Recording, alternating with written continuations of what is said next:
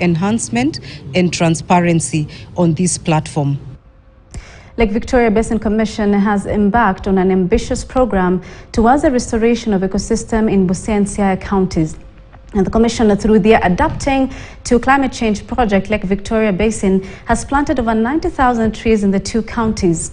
And Executive Secretary Dr. Masende Bwire said this year alone the Commission has supported Busia County in restoration of Osipata degraded ecosystem through planting of over 10,000 bamboo seedlings.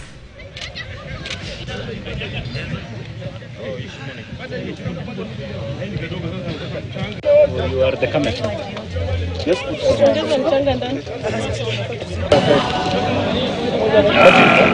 Okay. The unity of East Africa. Unity is independent.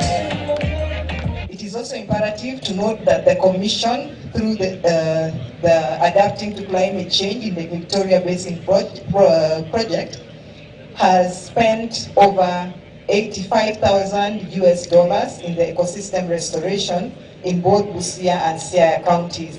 We have planted over 90,000 trees since the inception of the project in both counties to promote ecosystem restoration and conservation.